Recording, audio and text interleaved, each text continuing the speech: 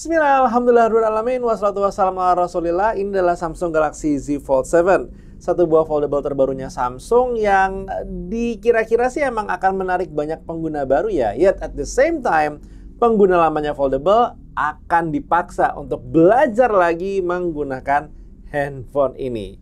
Loh, kok bisa? Yuk kita bahas.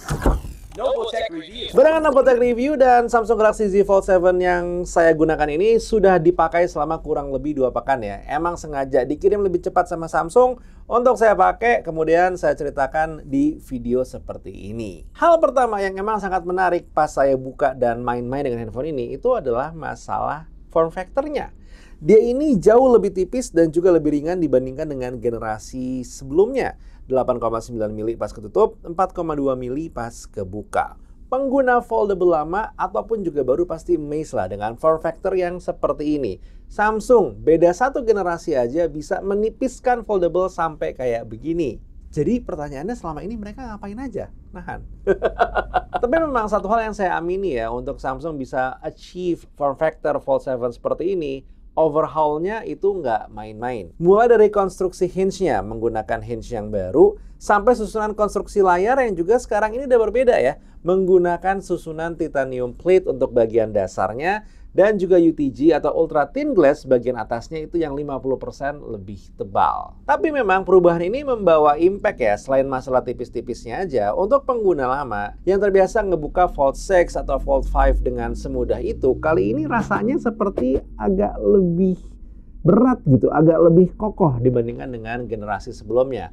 Nggak berarti lebih kokoh jadi susah atau berat banget juga, tapi it feels different. Untuk pengguna Fold lama yang terbiasa dengan bentuk lebih tebal, jadi kayak perlu punya positioning tersendiri gitu untuk terbiasa ngebuka Fold 7. Ya bisa dibilang ini adalah kayak semacam learning curve lah yang emang harus kita lewati sebagai pengguna foldable, terutama dari yang generasi-generasi sebelumnya. Oh ya, form factor baru ini juga membuat Samsung menghilangkan digitizer di Samsung Galaxy Z Fold 7, yang berarti nggak bisa lagi menggunakan S Pen. Alasannya sih katanya pengguna S Pen tuh kecil banget ya. Di Samsung Fold itu tidak sampai 3%. Tapi lucunya memang casing third party yang termasuk cepat habis itu adalah casing yang ada stylusnya. Lucu ya. Anyway, untuk menangani masalah ini sekarang sih saya beli satu buah stylus seperti ini. Jadi ujungnya ini ada stylus biasa dan ujungnya satu lagi adalah stylus yang ada dish-nya atau ada piringannya. Ini membuat nulis jadi lebih presisi dan rasa stylusnya juga jadi lebih besar gitu ya. Lebih enak lah dibandingkan dengan S Pen yang emang agak lebih tipis dan juga lebih kecil. Do I miss fitur-fitur yang ada di S Pen? Iya. Tapi apakah ini bisa menggantikan secara fungsi dasarnya? Iya. Tapi tetaplah S Pen masih dikangeni ya. Oh ya, untuk kondisi layarnya sendiri, Samsung Galaxy Z Fold 7 juga ada peningkatan ya dari sisi besaran layarnya. Main screen handphone ini sekarang 8 inci dan untuk cover screen-nya 6,5 inci. Good news-nya adalah untuk yang suka baca-baca dokumen atau baca-baca buku, main screen sekarang jadi lebih besar, tapi memang faktor X-nya ada di layar depan kali ya. Dari yang tadinya lebih seperti remote, sekarang ini lebih seperti handphone pada umumnya aja. Kalau saya pribadi, jadinya penggunaan Fold ini akhirnya 60% lebih banyak di layar depannya. Ngetik pakai satu tangan, hayu. Pakai dua tangan, hayu. Nonton pun juga streaming, hayu. Samsung Galaxy Z Fold 7, kalau saya lagi nonton YouTube nih sambil makan gitu misalnya, tinggal buka aja YouTube-nya, terus saya bikin full screen, masih bisa dibuka dalam kondisi seperti ini.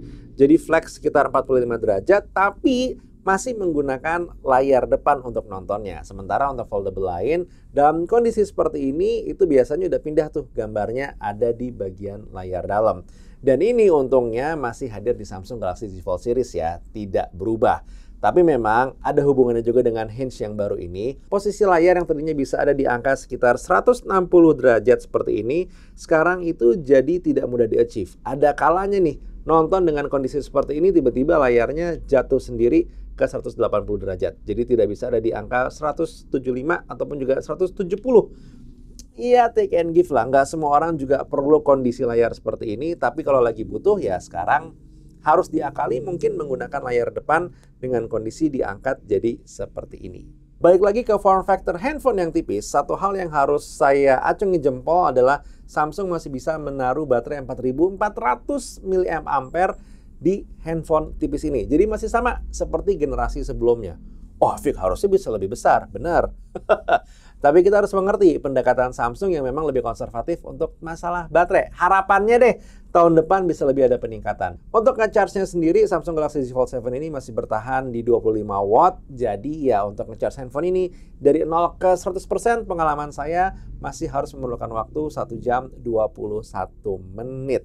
Tapi untuk efisiensi baterainya, nah ini menarik nih. Perpaduan Snapdragon 8 Elite dengan One UI 8 dengan optimalisasi baterai dari Samsung, dia bisa nih bertahan dengan koneksi Wi-Fi itu up to 17 jam lah berdasarkan penggunaan saya sendiri. Sementara kalau GSM, dia ini bertahan di area sekitar 13-15 jam. Untuk screen on time sendiri, rata-rata dia bermain di angka 5 jam 50 menitan, baik menggunakan GSM ataupun juga menggunakan Wi-Fi. Jadi ya hitungan baterainya bisa dibilang cukup efisien. Sementara untuk benchmarking baterai sendiri, seperti biasa ya, YouTubean 30 menit, brightness-nya 100%, dia hanya menggunakan daya 3%, sementara TikTokan 30 menit dengan kondisi layar yang sama juga hanya menghabiskan daya 3% aja. Untuk performanya, Samsung Galaxy Z Fold 7 menggunakan chipset Snapdragon 8 Elite for Galaxy berpadu dengan RAM 12 GB dan juga storage yang saya pegang ini unit 256 GB. Jadi barang langka ya, karena yang beredar kebanyakan 512. Untuk skor sintetis benchmark yang saya punya, Antutu itu ada di angka 1.893.000-an dan ini menggunakan Antutu versi 10.1.9 yang udah saya gunakan dari tahun 2004 kemarin ya, biar rata semua ketahuan skornya gimana. Harusnya kalau menggunakan Antutu yang lebih baru, skornya bisa lebih tinggi lagi. Sementara untuk Geekbench 6, hasil single core-nya di 2482 dengan multi-core score 8151, OpenCL di 15.462 dan Vulkan-nya di 25.407.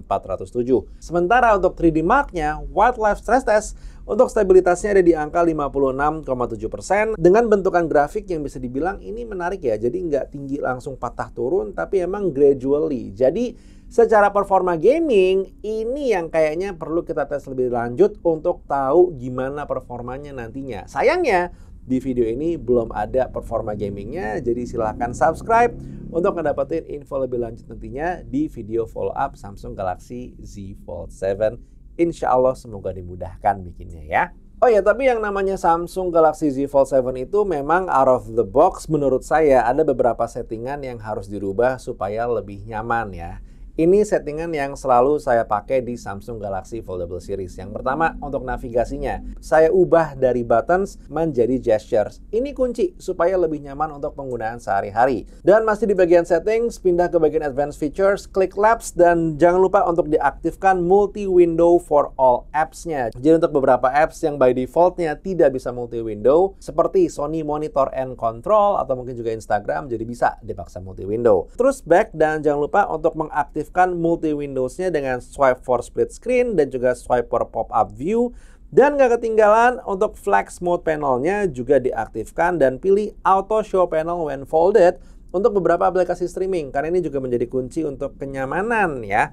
Gak ketinggalan one-handed mode-nya untuk gesture juga diaktifkan. Balik ke bagian display dan terus scroll ke bawah dan bagian continue apps on cover screen. Ini dipilih antara always atau swipe up. Kalau saya pribadi memilih menggunakan yang swipe up. Jadi misalnya nih, lagi buka IG menggunakan main screen. Di saat saya tutup handphonenya, dia akan meminta swipe up untuk saya bisa kembali membuka IG. Jadi nggak langsung aktif IG-nya, beberapa detik swipe up-nya ini akan hilang dan ya layar akan kekunci. Nah ini adalah hal-hal simpel yang sebenarnya membantu penggunaan harian dari Samsung Galaxy Z Fold 7.